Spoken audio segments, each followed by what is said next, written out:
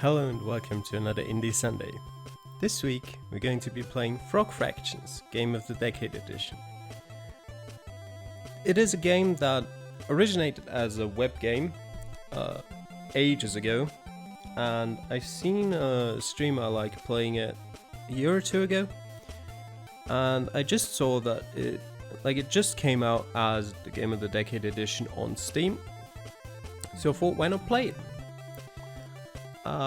In its essence, it's a game that teaches you fractions for about the first 5 minutes and then doesn't anymore. You'll see.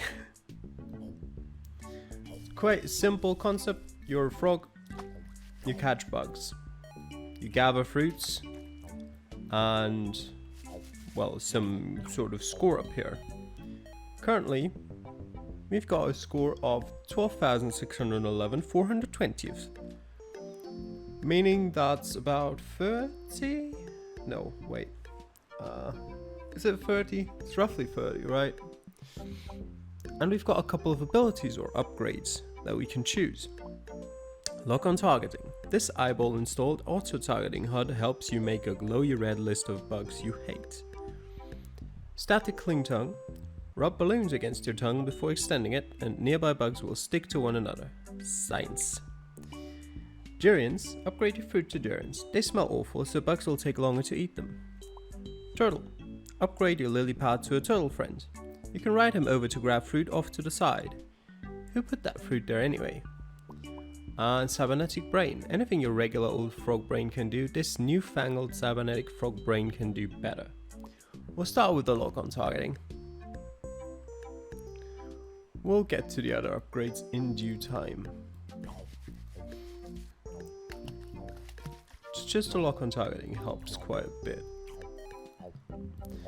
I do wonder if, I'll have to check that out soon, if you can skip on certain upgrades or if you have to unlock all of them to progress in the game. Yeah, there's presents that drop that you can't get. Do those?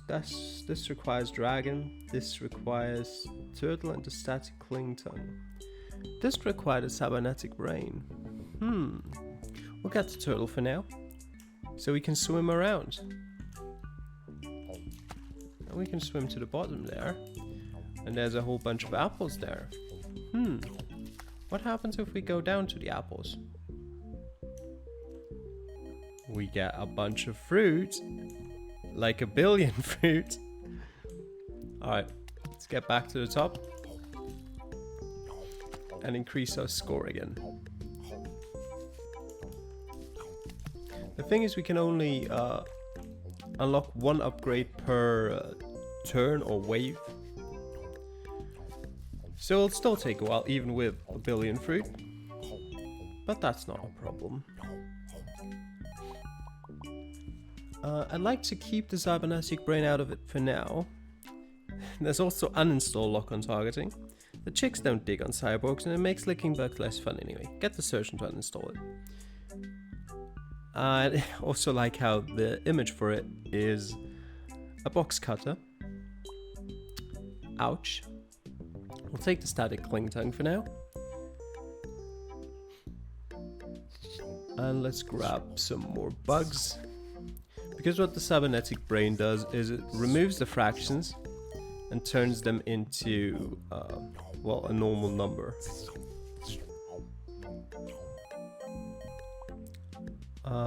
Let's take the dragon. Upgrade your turtle friend to a dragon friend. He will love his new dragon shape, I swear. That shell is just holding him back. Got a dragon now. And we can fly about.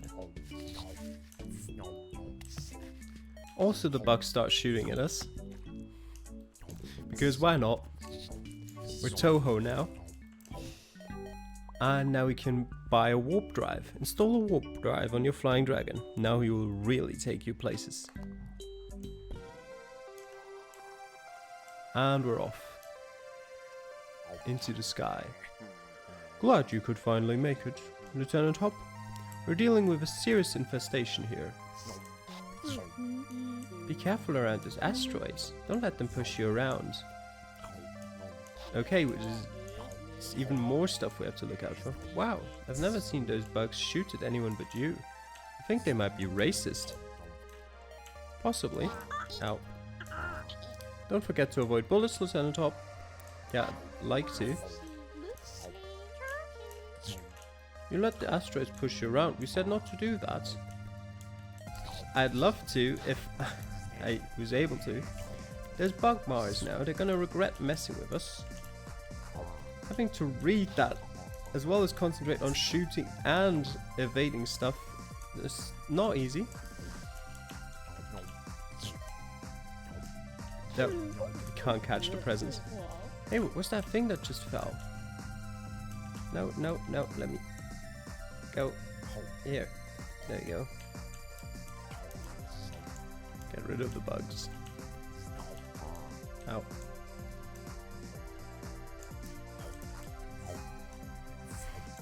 Alright.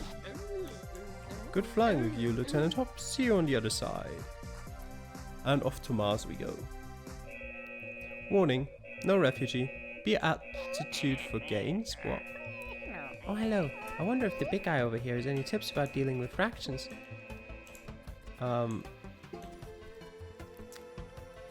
Well, I don't think he does. Destroy the core. You're under arrest. Thank you for your cooperation. Mr. Hop, the charges against you are severe. You're accused of breaking and entering into our native habitat, Bug Mars, with intent to purloin our delicious space fruit. How do you plead? Guilty, Your Honor. Not guilty, Your Honor. Amphibious, Your Honor. You've got the wrong dude. My name is Mr. Leap. Has anyone ever told you that you look delicious? Oh god, I'm surrounded by bugs. I plead amphibious, Your Honor. Huh. Are you sure you don't want a lawyer? These charges carry a minimum sentence of 20 years hard labor, but there's a special offer this week. How'd you like to become a naturalized citizen of Bug Mars? Absolutely, I love it here on Bug Mars. I've never been to a buggier Mars. You drive a hard bargain. I'll take the labor. I don't know. What are the hours?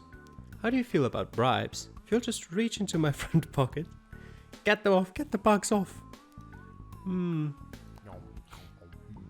Excellent. All you need to do is pass the test on the history and culture of this fine planet. Shall we begin? Our bug flag has 4 bug stripes. What do they represent?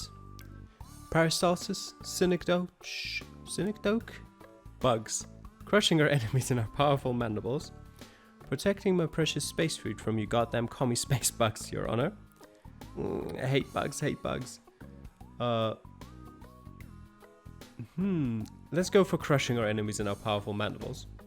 I can almost feel their bones breaking now. Next question. On a serious bug Jersey shore, what is Bug Snooky's favorite flavor of ice cream? Vanilla, cookie dough, bug. Trick question. Ice cream is unheard of on Bug Mars because of the climate. I don't really watch TV, Your Honor. I think they're in my hair. I can feel them crawling around. Definitely a trick question. Well, I had to try, didn't I? 420 bugs ago, Bug in Chief Buck Thomas Jefferson wrote in the Declaration of Bugs that we are blessed with which inalienable right? The right to bugs, the right to own sentient space fruit as slaves, the right to refuse to testify against your hive mind in court, the right to parade around the courtroom in only your knickers. How the hell should I know? I'm a frog, and oh god, bugs everywhere. Probably the right to own sentient space fruit as slaves. Unsettling, isn't it? You'd never guess just by looking at them that they're watching and judging our every move. During the War of Bug 1812, General Stonewall Bug Jackson held off the nefarious frog armada single-handedly. How many mecha frogs did he crush under the wheels of his Mercedes bugs?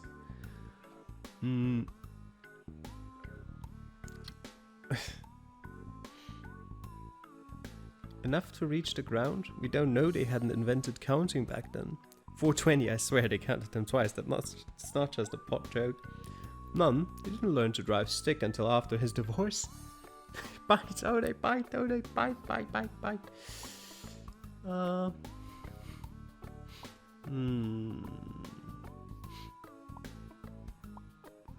420.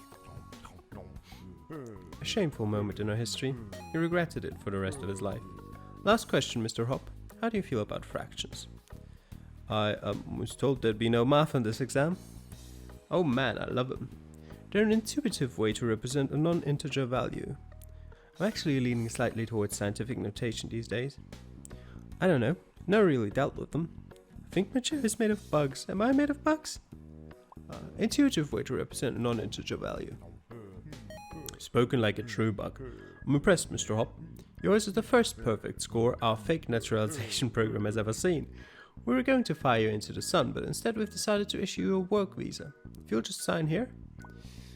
Yeah, F yeah. Fist bump. YOLO. Bugs, bugs, bugs. Okay. Everyone loves the novelty signature. Just ask Bog John Hancock. Bartholomew Salience. Stop Buck 2012-0605. Cheating Donor. Or Donut. 1245 Buck Street. Insectopus 11101. Height 1.5 centimeters. Weight 22 grams.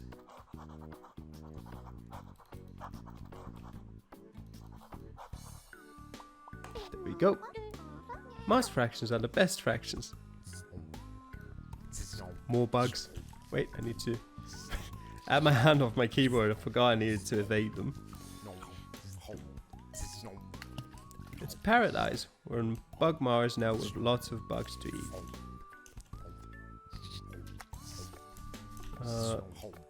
Just out of curiosity, to purchase Merv Tongue, insert a $20 bill into your CD-ROM drive.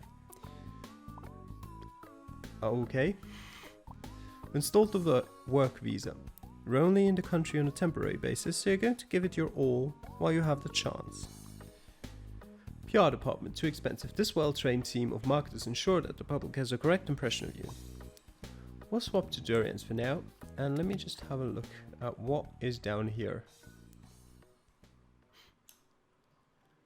Uh-huh. Interesting. It's a maze.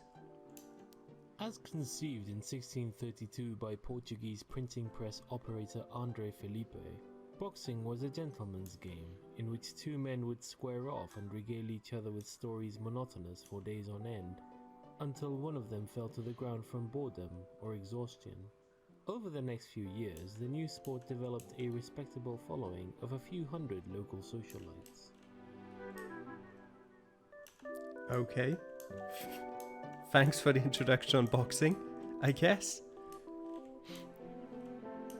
Where are we going? There's fishes here. Oh no, there's multiple ways now. Let's go over here.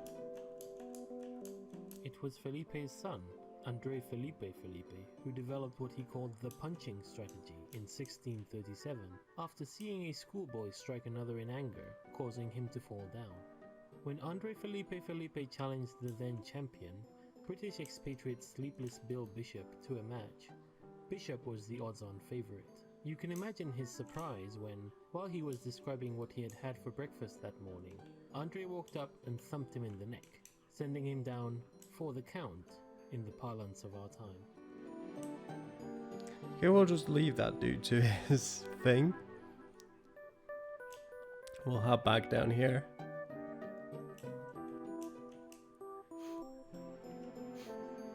That's probably the way to go. Let's not get too close to that thing. To that pufferfish. What is that?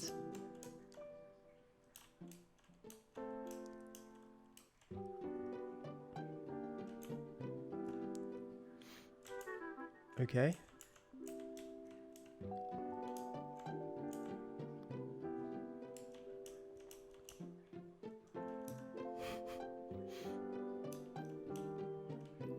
While it was universally agreed that the boy had violated the spirit of the game, officials were unable to find any actual rule that punching violated, and were forced to let the victory stand.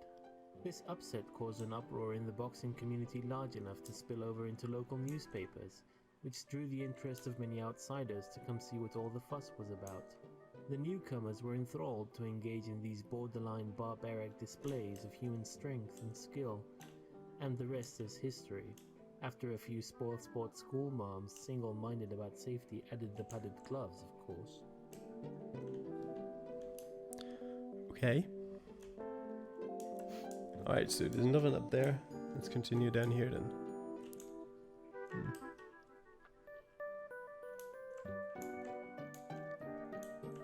Seahorses.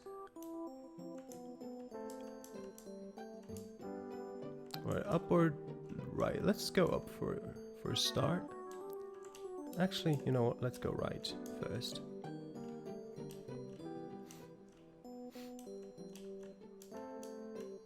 Where does this lead us? Further down into Bogmars.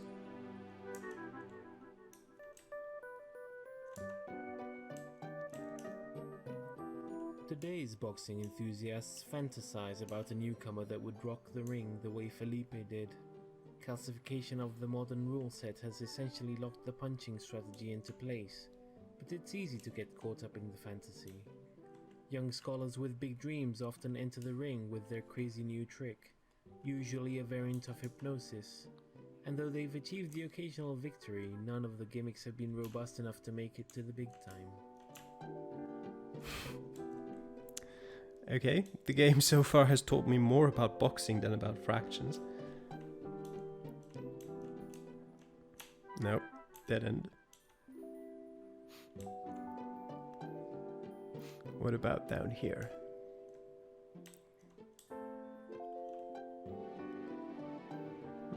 Okay. Progress, perhaps? The real wonder, though, is that Andre Felipe's original vision of boxing is still around.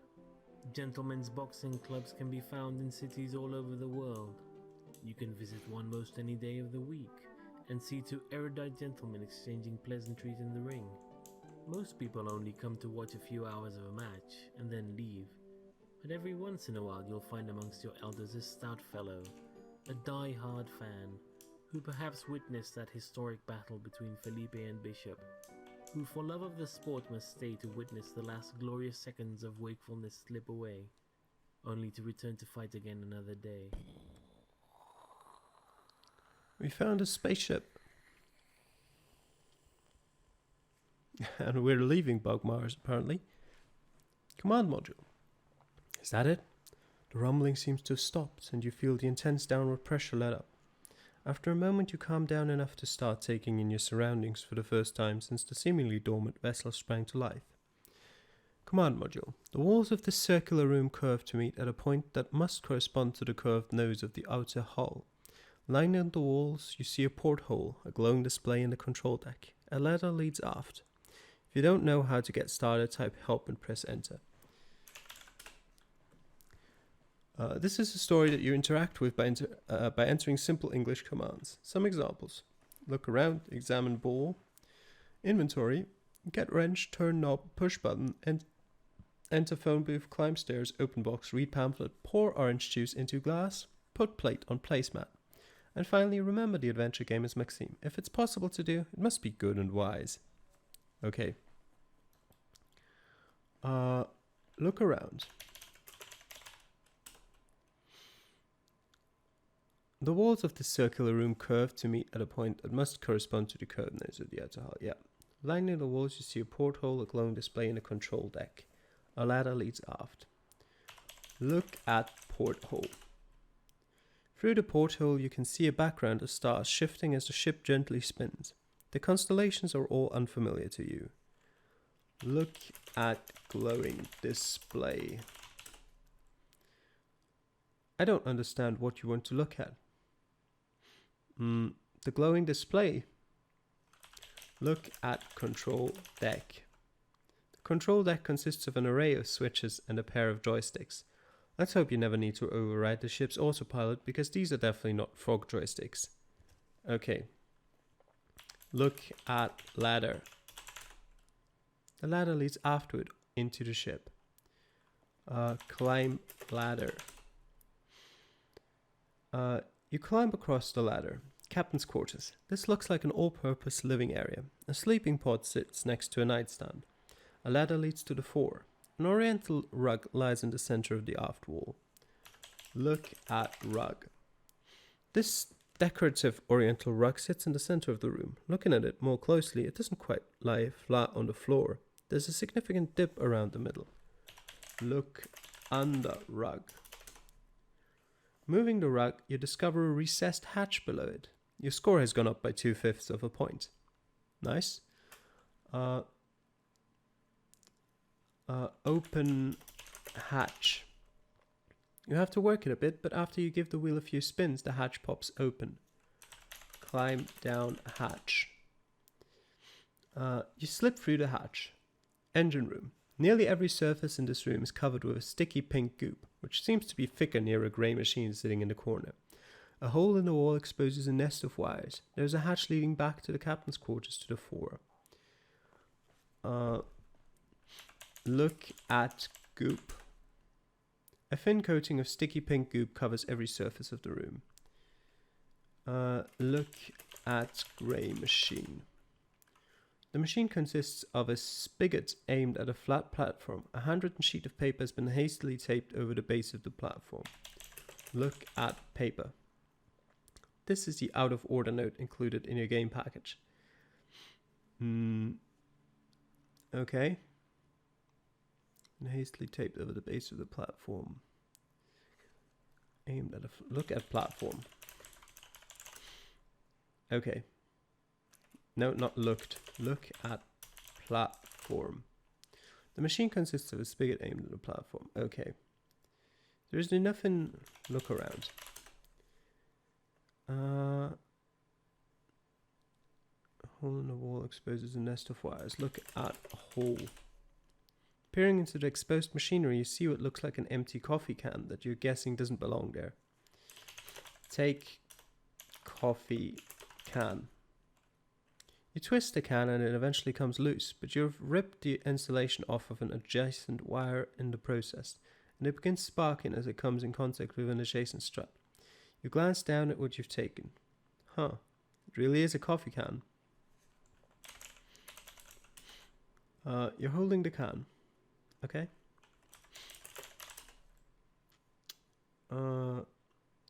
Wait, look at wire. There's a bare wire in there, sparking as it makes contact with an adjacent strut. Look at strut. No. Okay. Is there anything else in this room that I can do?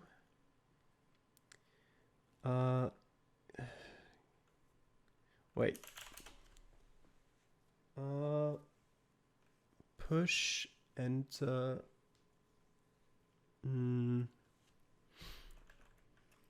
Pour goop into can. You need to be holding the take goop. The goop is stuck to the surfaces. God damn it.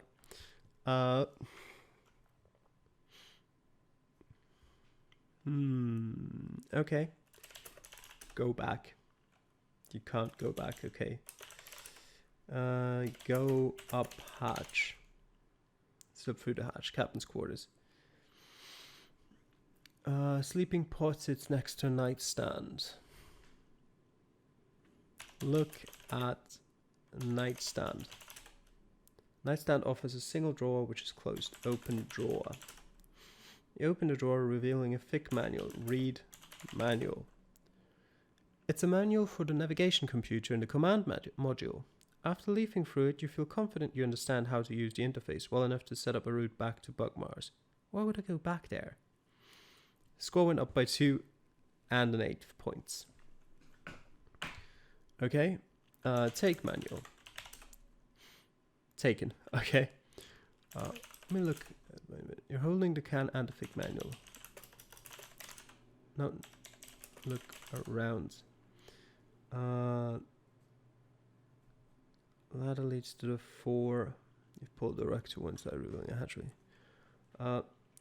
Go to fore. You clamber across the ladder.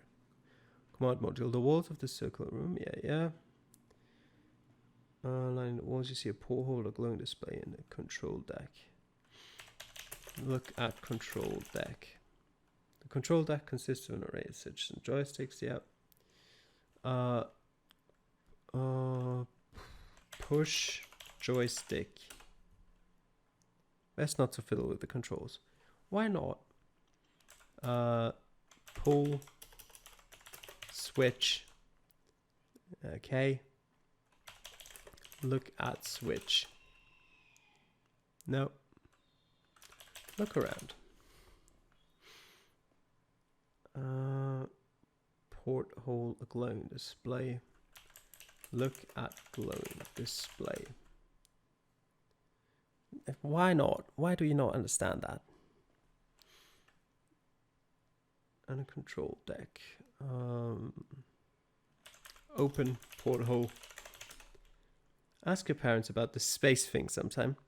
Alright. Go down ladder. All-purpose living area, sleeping pod. Have I looked at the nightstand? Yeah. Look at pot. Look at sleeping pot. Pod. Oh. Sleeping pod. A sleeping pod looks like a bed with a lid, but you have to assume it's got some sort of suspended animation functionality. I mean, right? There's a hole on top next to a gorge reading empty. Okay. Look at hole. Okay. Look at gauge. Nope. I assume I need to pour the goop into the hole. But how do I get the goop? Go down ladder. No. Not down ladder. Go down hatch. This room is covered with a sticky pink goop, which seems to be thicker near a grey machine sitting in the corner.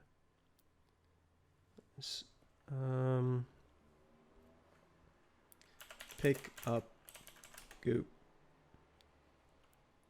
Pick up goop with can. No.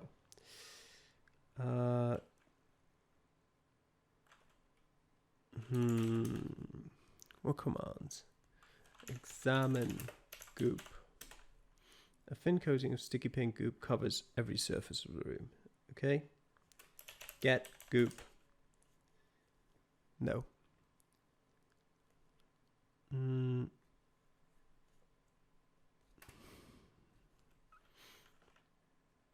Pour goop into can. Need to be holding the goop to do that. Yeah. Examine machine. Machine consists of a spigot, aimed at a flat platform. Pull spigot. It's not clear how to get the spigot to work. Look at base of the platform. Okay. Look at hole. Take wire. Okay. Take strut. No.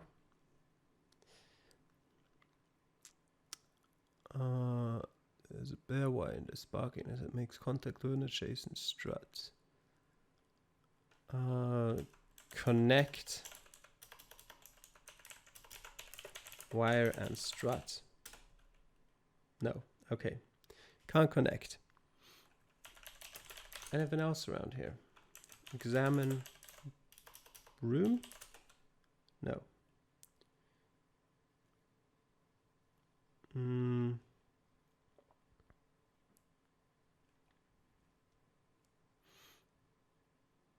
Okay, I think at this point I'm gonna have to look up how to progress further because I can't figure it out. I'll be right back. Okay. What we need to do is take the paper as well. You rip the note off, leaving a fluttering piece of electrical tape behind and revealing a control panel. Take tape. Taken. Alright, now look at a hole. Put tape on wire. You wrap the tape around the bare wire, insulating it. Your score has gone up by 1 2/3 points. Alright.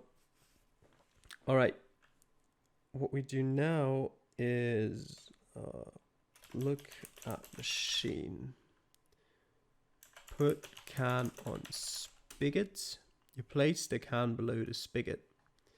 Is there a lever? Pull lever. Okay. Dispensing Mom's specialty. The machine says, a thick stream of pink goop streams out. It mostly gets everywhere, but the coffee can does end up filled. You grab the can. A few drops land in your mouth and you recognize the flavor. Bacon milkshake. Atmospheric anomaly detected.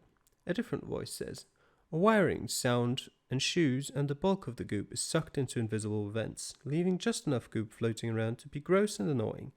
Atmosphere purified, the voice says triumphantly. What next? Let's look at the machine again. I mean, we've done what we wanted to do, right? But like with what looks like 2 usable preset buttons. What happens if I push the button? The raised button clicks into place and the previously selected button pops up. Local currency, says a robotic voice. What if we pull the lever again? The machine whirs. Dispensing local currency, a voice says. A thick stream of sork mitts shoots out of the faucet, bounce off of the flat platform and scatter around the room. Pick up sork mitts. You spend a few minutes gathering up the scattered sork mitts. Your score has gone up by 1/3 of a point. Okay. Go up hatch.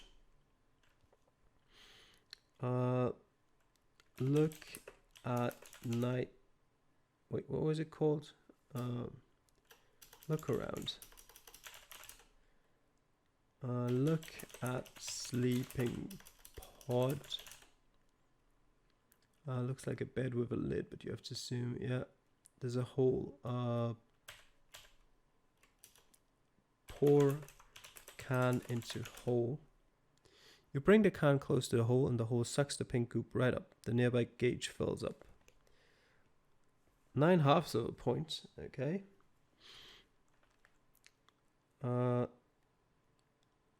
What next? Get into sleeping pod.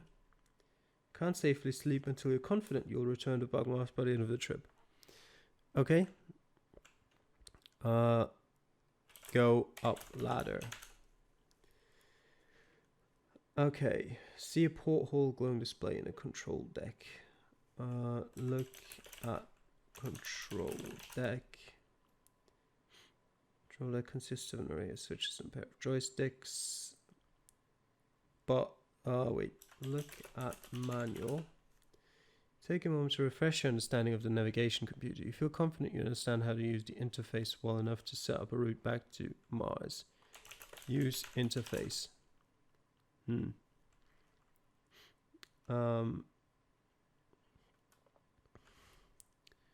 Navigation computer. Look at navigation computer. A glowing green display shows a map of the galaxy with a destination you don't recognize marked, and an ETA of about 3,000 years. Looking closer, you see 2 on-screen buttons labeled Route Details and New Destination. Press New Destination. You deftly plot a course back to Bugmars. The engines roar and you feel G-forces shift. The ETA reads 57 3/5 years. You run a diagnostic and determine that the vast majority of the time is going to be spent going through bug customs. Luckily, you can sleep through most of it. Score has gone up by 3 1/3 points. Go down ladder. Enter sleeping pod. You lie down in the sleeping pod, close the lid, and drift off. Secure that in 57 and something years, you'll return to Bugmars, a wealthy frog. When you wake up, you're clearly not in your sleep pod. You blarily glance around to get your bearings, and you appear to have been sleeping on a heart-shaped bed covered with roses. A voice comes from the next room. Awake already? A wispy human figure in a bathrobe and crown walks in. She bends over and kisses you on the nose, and suddenly you feel your body shifting. Yay! She laughs and claps, and you realize that you've been transmogrified into a human form. Oh no. What is that? Can't reach. No. It's a nightmare. Bugs. Lots of bugs. Watch out, man. They're eating your fruit. You awake with a start. What a horrible dream. You call your friend Draggy the Flying Dragon just to talk to someone. Hello, Draggy says. I just had the worst nightmare. You explain the situation. I'm not sure that a support group for human bug eaters is really going to get much of a following, Draggy ponders. Maybe if we drummed up a little publicity first. I know just a PR agency. 5 minutes later, Draggy shows up at your door, dressed to the nines. He tosses a frock tuxedo at you. Put this on, babe. We're running for president.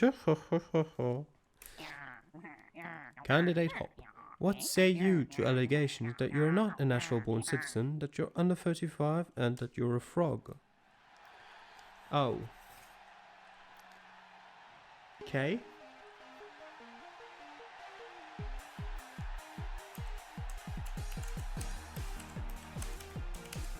Jesus Christ.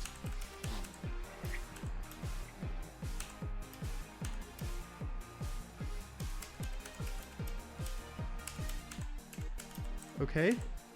This is a bit difficult.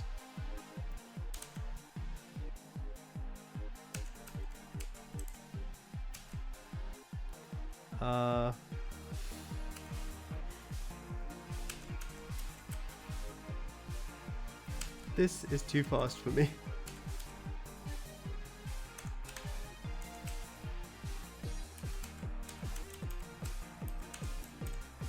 I've never been good at these kind of rhythm games. With these kind of rhythm games, I mean rhythm games where you have to use arrows for something.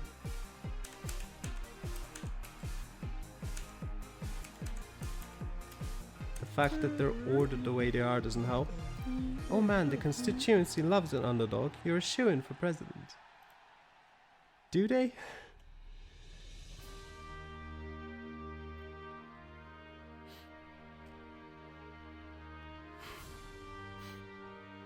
Betsy Bluebonnet. Sir Clarence Gastropod. Ferdinand Croker. Flaps McQueen. Morakiele. And introducing Draggy Ceiling Eater as himself. Created by Twinbeard. Numerators and denominators. Frog fractions. Here's your bug coffee, Mr. President. Heavy on the cream. Thank you. Bug weather, sunny. Wait. What was that?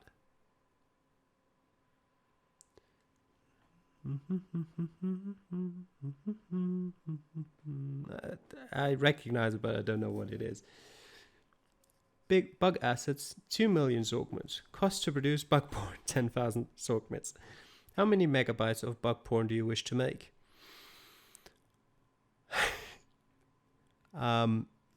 Well, 10, 20, 200 sounds good, right? How many? Don't worry, this interface is temporary. Bug software engineers are hard at work on Bug Axle 98. How many pop-up banner ads do you want to purchase? None. What price do you wish to charge for a megabyte of bug porn? 50,000? Impressive wingspan. Day 1 results. Juvenile bugs posing as health inspectors gave your product the thumbs up. Everybody wants to see. Bugs seemed unaware of porn today. You made 200 megabyte of bug porn at $10,000 a megabyte. You sold 2 megabyte of bug porn at $50,000 a megabyte. Budget 2 million. GDP 100,000. Profit minus $1.9 million. Assets 100,000. How many Zork mitts do you want to order the Buck Federal Reserve to print?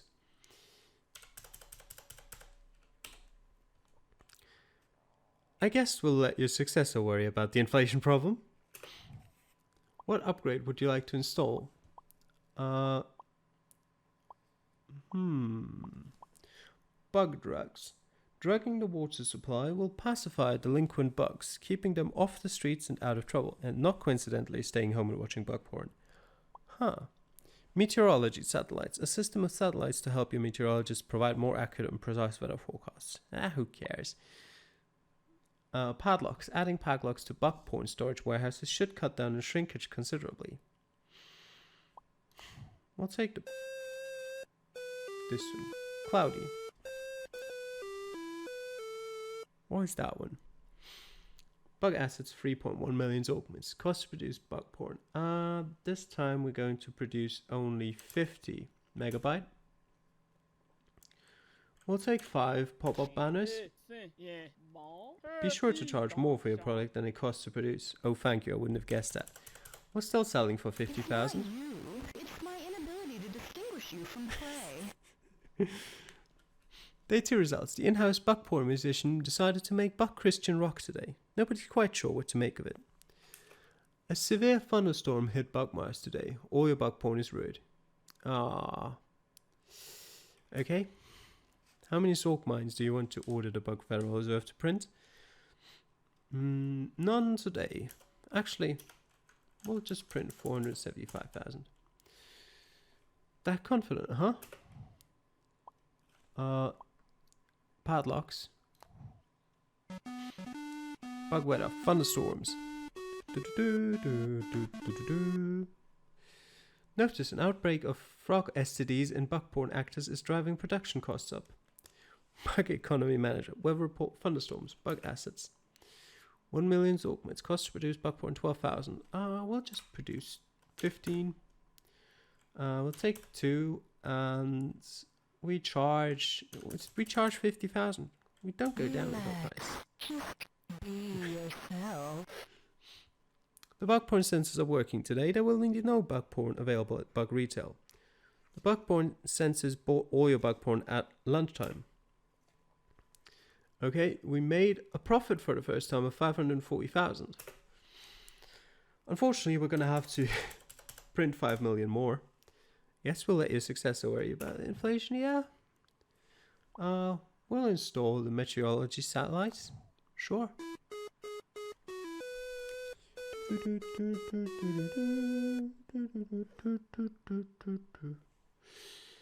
got 3.5 million. Oh yeah, I spent 3 million of it. I forgot about that. 150 megabyte, sure. We'll take 20 pop-up ads. And we're charging 70,000. I prefer something more, presidential. Superb performances made today's bug porn too hot. The warehouse burned down. Oof. Alright. We're printing 10 million. Yep. Definitely not my problem. Presidential swimming pool. This heated pool provides a familiar wet environment in which the Buck president can relax. When you're done taking a break here, we need to get back to work, huh? Nah. We'll swim around a bit.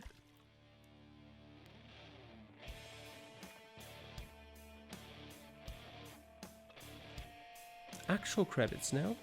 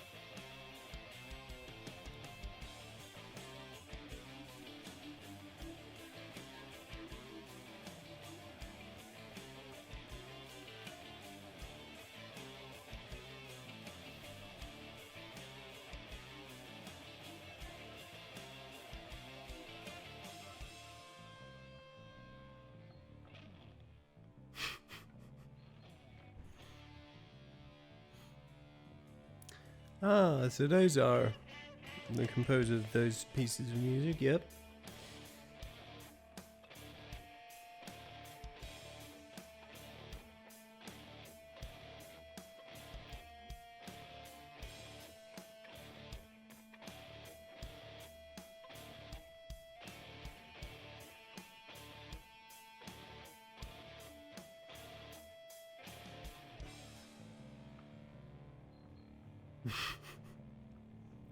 Not even $2 anymore, just a bee and a flower.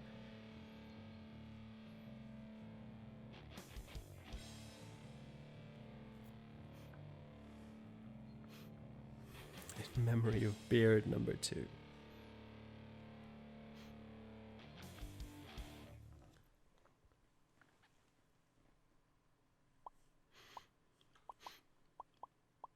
Okay.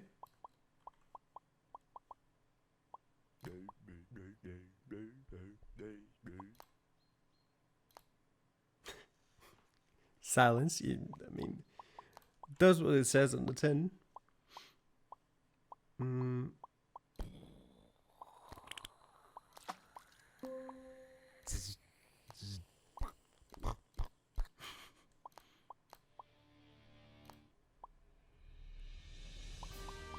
Alright.